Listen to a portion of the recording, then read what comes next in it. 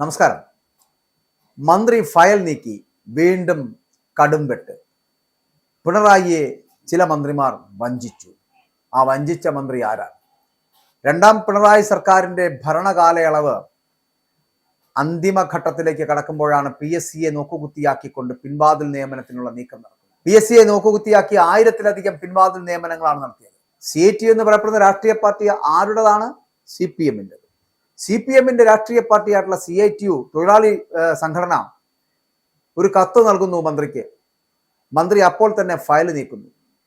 പഞ്ചായത്തുകളിലടക്കം സ്ഥിരപ്പെടുത്തൽ മാമാങ്കം നടത്തുന്നു. ഉദ്യോഗാർത്ഥികളെ വഞ്ചിക്കുന്ന ആ രഹസ്യ നീക്കം ഇപ്പോൾ പുറത്തു വന്നിരിക്കുന്നു. രണ്ടാം പിണറായി സർക്കാരിന്റെ അവസാന നാളുകളിലെ കടുംവെട്ട് എന്ന് പറയപ്പെടുന്ന യുവാക്കളെ വഞ്ചിച്ചുകൊണ്ടുള്ളതാണ് എന്ന് പറയുന്നത്. പഞ്ചായത്തുകളിലും നഗരസഭകളിലുമായിട്ടൊക്കെ കരാർ അടിസ്ഥാനത്തിൽ ജോലി ചെയ്യുന്ന 1000-ൽ പരം ടെക്നിക്കൽ അസിസ്റ്റന്റുമാരെ പുതിയ തസ്തികകൾ സൃഷ്ടിച്ച് സ്ഥിരപ്പെടുത്തുവാനുള്ള നീക്കം നടക്കുന്നു.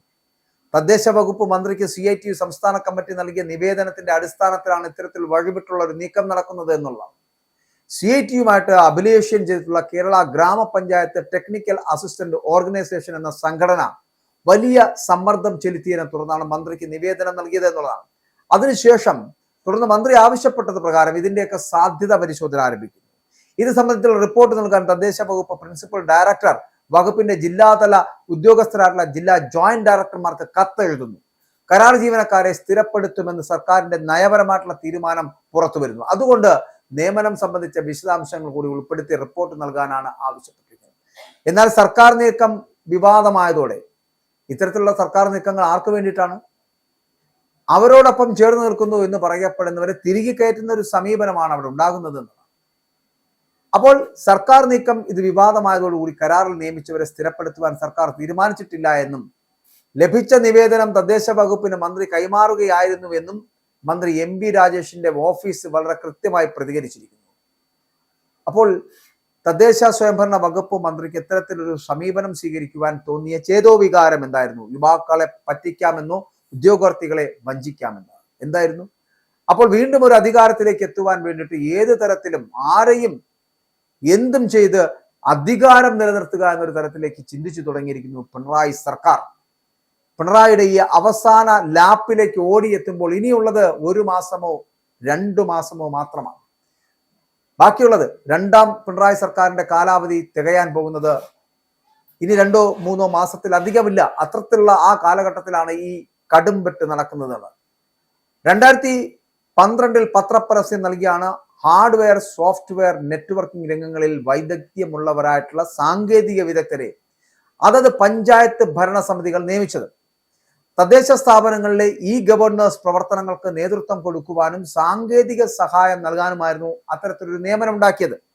ഇൻഫർമേഷൻ കേരള മിഷന്റെ ജില്ലാ ടെക്നിക്കൽ ഓഫീസർമാരുടെ നേതൃത്വത്തിൽ എഴുത്തു പരീക്ഷ, അഭിമുഖം, പ്രായോഗിക പരീക്ഷ എന്നിവ നടത്തിയ അർഹതയുടെ അടിസ്ഥാനത്തിലാണ് ഇവരെ തിരഞ്ഞെടുത്തത് എന്ന് പ്രിൻസിപ്പൽ ഡയറക്ടറുടെ കത്തിൽ വളരെ കൃത്യമായി പറയുകയും ചെയ്യുന്നു. എന്നാൽ നിയമനങ്ങളിൽ ചിലത് രാഷ്ട്രീയ സ്വാധീനത്തിലായിരുന്നുവെന്ന് ആക്ഷേപമുണ്ട്. ടെക്നിക്കൽ അസിസ്റ്റന്റുമാരുടെ വേതനം എന്ന് പറയപ്പെടുന്ന 2020 ജൂലൈയിൽ 21,850 രൂപയിൽ നിന്ന് 30,385 രൂപയായി വർദ്ധിപ്പിച്ചു. CITU സംഘടന നൽകിയ നിവേദനത്തിന്റെ അടിസ്ഥാനത്തിലായിരുന്നു ഈ വേതന വർധനവ് കൂടി എന്നുള്ളത് നമ്മൾ മനസ്സിലാക്കുക. അപ്പോൾ അവരുടെ ആൾക്കാർ തിങ്ങിപ്പാർത്ത് നിൽക്കുന്ന ഇടങ്ങളാവുമ്പോൾ ശമ്പള വർധനം ഉണ്ടാക്കുന്നതിൽ കുഴപ്പമില്ല. അപ്പോൾ ഈ പറഞ്ഞ പോലെ ഖജനാവ് കാലിയാകുന്നില്ല. കാരണം അവരുടെ കുട്ടി സഖാക്കളാണല്ലോ അവിടെ ഉള്ളത്. അവരെ കൊണ്ടാണല്ലോ വരുന്ന തിരഞ്ഞെടുപ്പിൽ വോട്ട് നേടി വീണ്ടും അധികാരത്തിലേക്ക് എത്തേണ്ടത്. അപ്പോൾ അവർക്കൊരു 10,000 രൂപ കൂട്ടിക്കൊടുത്തുവാൽ കുഴപ്പമില്ല. അങ്ങനെ കോവിഡ് സാഹചര്യത്തിൽ മുഖ്യമന്ത്രിയുടെ ദുരിതാശ്വാസ നിധിയിലേക്ക് സംഘടന വലിയൊരു തുക അംഗങ്ങൾ വഴി പിരിച്ച് സംഭാവനയായി നൽകുന്ന ഒരു കാഴ്ചയുണ്ടായിരുന്നു. അതുകൊണ്ട് ഇവർ പറയുന്നത് എന്തും ചെയ്തു കൊടുക്കണം എന്നുള്ളത് എവിടത്തെ നിയമമാണ്?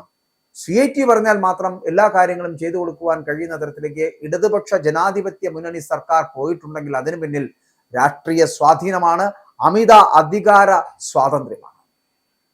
ഒന്നാം പിണറായി സർക്കാരിന്റെ അവസാന കാലത്ത് നടത്തിയ സ്ഥിരപ്പെടുത്തൽ ശ്രമങ്ങൾ കോടതി തടഞ്ഞ അനുഭവം നിലനിൽക്കുകയാണ് വീണ്ടും ഈ കരാറുകാരെ സ്ഥിരപ്പെടുത്തുവാനുള്ള നീക്കം നടക്കുന്നത് എന്നുള്ളതാണ്. സംസ്ഥാനത്തെ ഗ്രാമപഞ്ചായത്തുകൾ, നഗരസഭകൾ, സാംസ്കാരിക കേന്ദ്രങ്ങൾ, പഞ്ചായത്ത് ലൈബ്രറികൾ, ശിശുമന്ദിരങ്ങൾ, നഴ്സറി സ്കൂളുകൾ എന്നിവിടങ്ങളിലെ കരാർ ജീവനക്കാരെ സ്ഥിരപ്പെടുത്തുവാൻ നേരത്തെ തന്നെ തീരുമാനം ഉണ്ടാക്കുകയും ചെയ്തു. ഉമാദേവി കേസിൽ സുപ്രീം കോടതി പുറപ്പെടുവിച്ച വിധി തെറ്റായി വ്യാഖ്യാനിച്ചാണ് കരാർ ജീവനക്കാരെ സർക്കാർ സ്ഥിരപ്പെടുത്തുവാൻ നീക്കം നടത്തുന്നത് എന്നും ഒറ്റത്തവണത്തേക്ക് മാത്രം സ്ഥിരപ്പെടുത്തൽ അനുവദിക്കണമെന്നും കീഴ്വഴക്കമാകരുത് എന്നും മുന്നറിയിപ്പ് നൽകിക്കൊണ്ടാണ് ഉമാദേവിക്ക് സ്ഥിരം നിയമനം അനുവദിച്ചത് എന്നുള്ളത്. അപ്പോൾ ഈ വിധി ഉദ്ധരിച്ച് സ്ഥിരപ്പെടുത്തൽ വിലക്കി ധനവകുപ്പ് ഉത്തരവിറക്കി.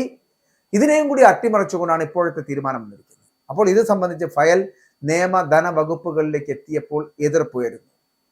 അപ്പോൾ ഇതോടുകൂടിയാണ് മുഖ്യമന്ത്രിയുടെ നിർദ്ദേശപ്രകാരം ഫയൽ മന്ത്രിസഭയിൽ അംഗീകരിക്കാൻ വേണ്ടിയിട്ട് വെച്ചതും അംഗീകാരം നേടിയെടുത്തതും. രാഷ്ട്രീയ താല്പര്യത്തോടെ നിയമിച്ചവരാണ് പട്ടികയിലെ ഭൂരിപക്ഷവും. BS-ന്റെയും ഉമ്മൻചാണ്ടി സർക്കാരുകളുടെയും കാലത്ത് നിയമിക്കപ്പെട്ടവരും ഇതിനകത്തുണ്ട്. ഒന്നാം പിണറായി സർക്കാരിന്റെ അവസാന കാലത്ത് 500ഓളം പേരെ മന്ത്രിസഭാ തീരുമാനപ്രകാരം സ്ഥിരപ്പെടുത്തുന്ന കാഴ്ച നമ്മൾ കണ്ടതാണ്.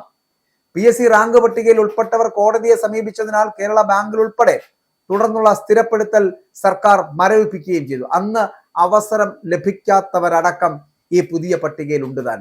അപ്പോൾ ഒന്നാം സർക്കാരിൽ പറ്റിയില്ലെങ്കിൽ നമ്മൾ രണ്ടാം സർക്കാരിൽ പറ്റിക്കും എന്നുള്ളതാണ്. ജനങ്ങളെ പറ്റിച്ച്, ഉദ്യോഗാർത്ഥികളെ പറ്റിച്ച്, യുവാക്കളെ കബളിപ്പിച്ച് കുട്ടിസഖാക്കന്മാർക്ക് ഇത്തരത്തിലുള്ള സ്ഥിരപ്പെടുത്തൽ മാമാങ്കം നടത്തുന്നത് ഒരു രാഷ്ട്രീയ പാർട്ടിക്ക് ഭൂഷണമല്ല എന്ന് പറയപ്പെടുന്നു. മാത്രമല്ല, ഇങ്ങനെയാണോ ഒരു സർക്കാർ പ്രവർത്തിക്കേണ്ടത് എന്ന് ചിന്തിക്കേണ്ടിയിരിക്കുന്നു. ഓണറേറിയം ദിവസവേതന അടിസ്ഥാനത്തിൽ ജോലി ചെയ്യുന്നവരെയും നടപടിക്രമങ്ങൾ പാലിച്ച് അല്ലെങ്കിൽ അത് നിയമനം ലഭിച്ചവരെയുമാണ് സ്ഥിരപ്പെടുത്താൻ മന്ത്രിസഭ അനുമതി നൽകിയത്. 11 പരിപാടിയുടെ ഭാഗമായോ അല്ലാതെയോ നിയമനം ലഭിച്ചവരെയും 10ഓ അതിലധികമോ വർഷം തുടർച്ചയായി പ്രവർത്തിക്കുന്നവരെയും പരിഗണിക്കാം. ലൈബ്രറിയൻ, നഴ്സറി ടീച്ചർ, ആയ എന്നീ വിഭാഗങ്ങളിൽപ്പെട്ടവരെ part time contingent ജീവനക്കാരായി സ്ഥിരപ്പെടുത്തും. Employment exchange വഴി പാർട്ട് ടൈമായി നിയോഗിച്ച് ഓണറേറിയം ദിവസവേതന രീതിയിലേക്ക് മാറ്റിയവർ ഉൾപ്പെടെയുള്ളവർ ഇങ്ങനെ സ്ഥിര നിയമനം ലഭിക്കും. അപ്പോ രണ്ടാം ഘട്ട പിണറായി സർക്കാരിന്റെ ഭരണത്തിന്റെ കാലത്ത് ആ കാലയളവ് അന്തിമഘട്ടത്തിലേക്ക് കടക്കവെയാണ് PSCയെ നോക്കുകുത്തിയാക്കിക്കൊണ്ട് ഇത്തരത്തിലുള്ള പിൻവാതിൽ നിയമനങ്ങൾക്കുള്ള നീക്കങ്ങൾ നടക്കുന്നത്. PSCയെ നോക്കുകുത്തിയാക്കി 1000-ലധികം പിൻവാതിൽ നിയമനങ്ങൾ നടത്തുന്നു എന്നുള്ളതാണ്. CIT എന്ന് പറയപ്പെടുന്ന ഒരു രാഷ്ട്രീയ സംഘടന CPM-ന്റെ പിൻബലത്തോടുകൂടി മന്ത്രിയുടെ അടുക്കലേക്ക് എത്തപ്പെടുന്നു.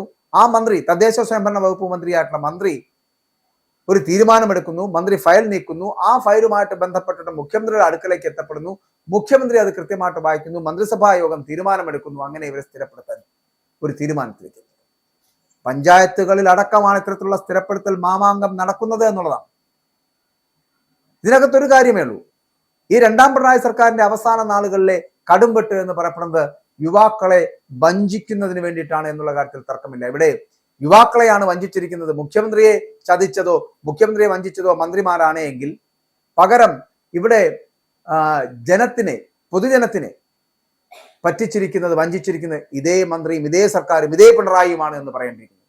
മന്ത്രി ഒരു ഫയൽ നീക്കുന്നു, ഒരു വലിയ കടുംവെട്ട് വെട്ടുന്നു. പിണറായിയെ കൃത്യമായിട്ട് അറിയിച്ചുകൊണ്ട് നടത്തുന്ന ഒരു കടുംവെട്ടായിരുന്നു ആ നടന്നത്. അതിനകത്ത് പിണറായി മൗനിയാകുന്നത് വീണ്ടും തിരിച്ചുവരവിന് വേണ്ടിയിട്ടും മൂന്നാം പിണറായി സർക്കാർ രൂപീകരിക്കുന്നതിന് വേണ്ടിയിട്ടും തന്നെയാണ്, അല്ലെങ്കിൽ ഇടതുപക്ഷ ജനാധിപത്യ സർക്കാർ ഉണ്ടാക്കുന്നതിന് വേണ്ടിയിട്ടാണ്. അതിന് യുവാക്കളെ ചതിക്കുന്നതിൽ തെറ്റില്ല എന്ന് വിശ്വസിക്കുന്ന മന്ത്രിയും മുഖ്യമന്ത്രിയുമുള്ള നാടാണ് നമ്മുടെ കേരളം.